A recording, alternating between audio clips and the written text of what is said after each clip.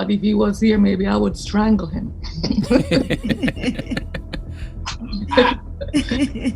Maybe I would strangle him because, you know, some of some of his associates, I still want to strangle them. Made him jiggy and put him in suits and made them write lyrics for him and took all that publishing and them.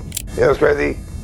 I never saw Biggie smile until after he died. What if the story you've been told about Biggie's death isn't the full truth? Could Sean Diddy Combs have orchestrated everything? Did Diddy warn Biggie using private tapes to keep him under control? Made him jiggy and put him in suits and made them write lyrics for him and took all that publishing and them. Could Biggie have been trying to escape Bad Boy Records? You know, I was like, wow, man. He was really enjoying his life and they got taken away from him. So it was then that I cherished the smile. It was then. Wow, wow. Thank you for that. Was Diddy involved in the setup that led to Biggie's death? But everybody was saying, dude shouldn't have came out there. You know what I'm saying? Let's reveal the real reason Biggie was in LA, the untold story behind his music rights, and the shocking truth that's only coming out now. The tragedy of Biggie's death has haunted hip-hop for decades, but recent revelations from his own mother and close associates are making us question everything we thought we knew. Was it more than just bad luck that Biggie found himself in LA, at the mercy of unalivers waiting for him all night? Everybody I encountered, every and gangbanger and every nigga that I encountered was saying, man, don't need to be out here. He shouldn't have came out here. Diddy's involvement, his control over Biggie's career, and the alleged gay tapes, all of it paints a disturbing picture. How much did Diddy know, and was he the real mastermind behind the events leading to Biggie's untimely death? Biggie's mom is finally breaking her silence on these matters, and what she has to say is devastating. You know, I'm not going to give up. And let's dig deep into these allegations, including why Biggie might have been trying to leave Bad Boy Records, the disturbing tapes that could have been used to blackmail him, and the shady circumstances surrounding his death. Biggie was in LA the night he was unalived, but according to multiple sources, he wasn't even supposed to be there. Biggie himself was reportedly hesitant about the trip. Pac just got killed. It ain't no kind of business Big was doing. Big couldn't even walk. He couldn't run.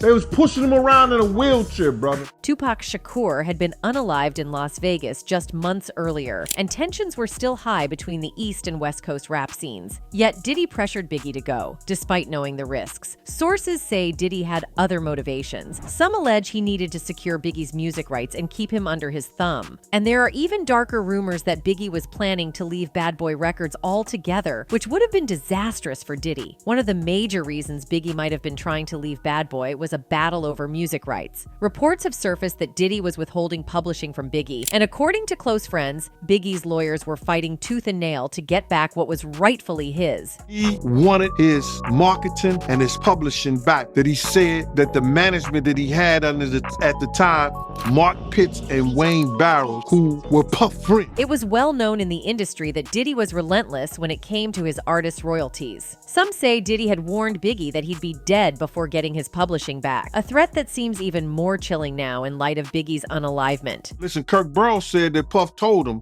man, you'll be dead before I give you all your publishing back. Could this battle over money have contributed to Biggie's tragic death? Biggie's mother, Valletta Wallace, is certain that Diddy had a hand in her son's death, whether directly or indirectly. She's spoken publicly about the betrayal she feels and the pain of knowing her son was taken from her due to Diddy's greed and control. In a shocking revelation, Valletta confessed that she had always felt an irresistible urge to strangle Biggie's associates. Yes, you heard it right. This feisty mama bear didn't hold back when it came to expressing her deep-seated frustrations. Valletta Wallace also spoke about how she believed Diddy used her son for his personal gains. In her book titled Biggie, Valletta says, "I'm glad my son does not have to witness that the very people that he thought he could ride and die with wouldn't think twice about using his mother. I am glad that he's not here to see how they have used his image and his name. I believe Sean loved my son. After he was dead, I used to tell Christopher all the time not to trust Sean." What's more, Valletta also wrote about how much money he received when he signed on with the label. Betrayal. The truth is, Christopher accepted the illusion of a friend and mentor for about $25,000. That's the amount Puffy lured my son with. That was a lot of money for Christopher back then as a 19-year-old. He had never seen that much at one time in his life, Wallace wrote. It was enough money to make my son believe that Puffy was ready to do anything for him. It was enough to buy a blind love and loyalty. In addition to this, Biggie's mom has criticized how the investigation of her son's unaliver has been handled over the years, and with good reason. In an interview with the Daily Mail, Valletta said that she hurts every single day knowing that she will never see her son again and that his unaliver is still at large. The matriarch of hip-hop revealed that she and LAPD detectives investigating the unalivement know who is responsible for her son's death, but a conspiracy prevents the case from ever being solved. I have a very good idea who took down Christopher, and I genuinely believe that the LAPD know exactly who did too, she said. They've done their investigation, but they just refuse to move forward. I don't know why they haven't arrested who is involved. It seems to me that it's one giant conspiracy, and someone is definitely being protected somewhere down the line. There's no closure for me until that unaliver is behind bars and sentenced. In addition to the star's mother, Biggie's wife, Faith Evans, has also made claims of her own. Well, we know he was, but we believe that the LAPD knows who's responsible. Now, one of the most disturbing elements of this story is the rumored existence of gay tapes involving Biggie, allegedly used by Diddy to control and blackmail him. According to DMX and other sources, Biggie was never the same after a particular meeting with Diddy. Made him jiggy and put him in suits and made them write lyrics for him and took all that publishing and you know what's crazy?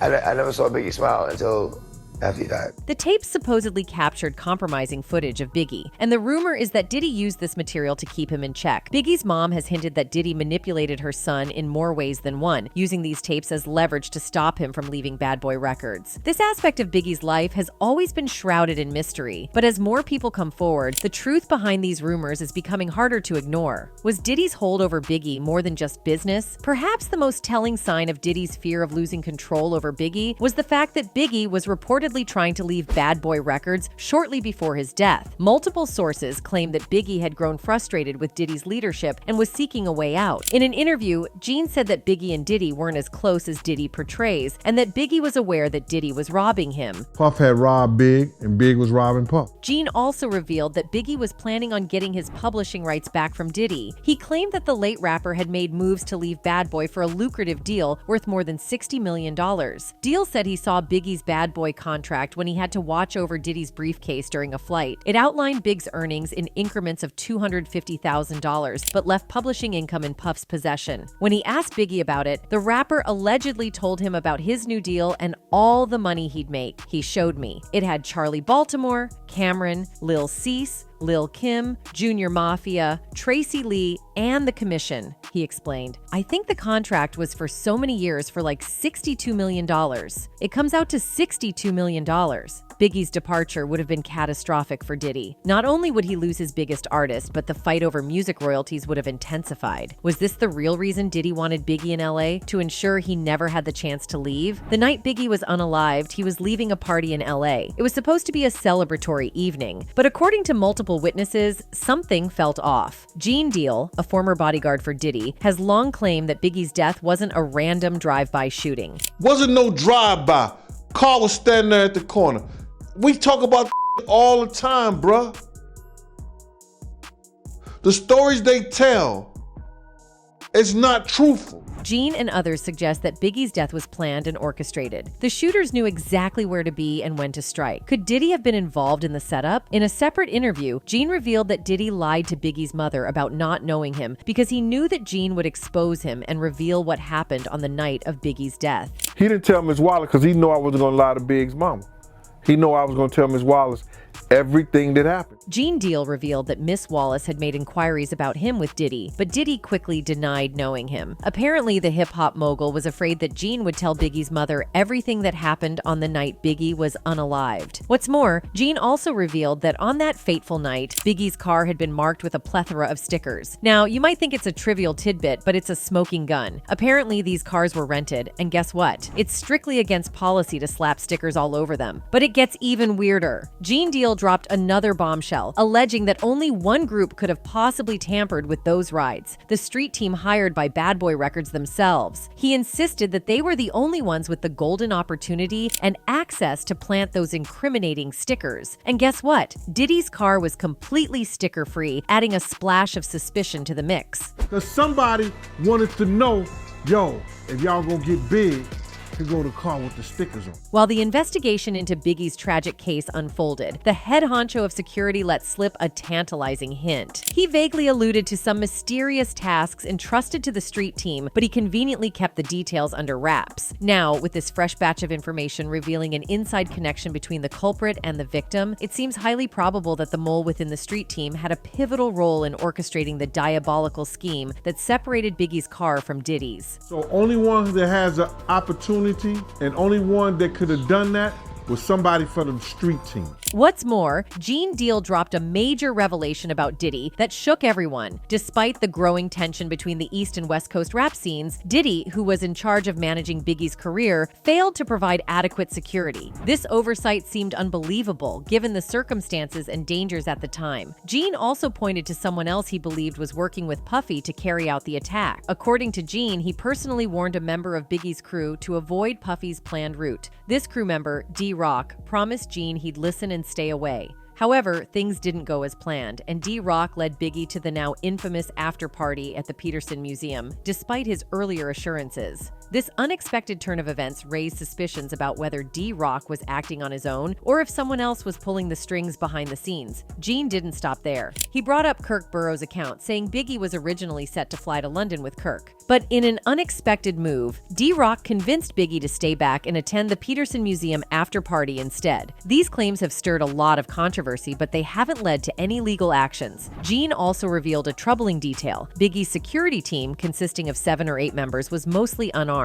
Considering the dangerous climate of the East and West Coast feud, this lack of armed protection raised eyebrows. Why didn't Biggie's team have weapons, especially given his health condition? He couldn't run or defend himself, making it even more essential that his security was top-notch. According to Gene, it was Diddy's orders that left the security team unarmed, adding to the suspicion of negligence. Gene made it clear that in his view, Diddy didn't genuinely care about Biggie. He believed Diddy was more interested in Biggie's talent and the success he could bring to his label. It's a chilling thought that someone responsible for Biggie's career might not have had his best interests at heart. There's another layer to this story that complicates things further. We all remember the feud between the Crips and Snoop Dogg. According to Gene, Biggie started that feud, but Diddy, not one for direct confrontation, took matters into his own hands to remove the problem. It's also worth noting that Biggie was considering leaving Bad Boy Records, which could have threatened Diddy's standing in the music industry. Some speculate that Diddy might have wanted to eliminate the competition to remain at the top. Gene Deal isn't the only one who has spoken out about the suspicious circumstances surrounding Biggie's death. MC Ite, a respected voice in the hip-hop world, has questioned the widely accepted narrative that Biggie's unalivement was a direct result of Tupac Shakur's accusations. MC Ite believes Biggie's death was a premeditated setup rather than a consequence of Tupac's claims. Real sound clip. At the heart of this discussion is Tupac's belief that Biggie knew about the 1994 Quad Studio shooting, but didn't warn him. While Tupac never outright accused Biggie of setting him up, he implied that Biggie had knowledge of the attack. According to MC Ite, this accusation set off a chain reaction that ultimately led to Biggie's unalivement. But the question remains, did people really believe that Biggie had set Tupac up?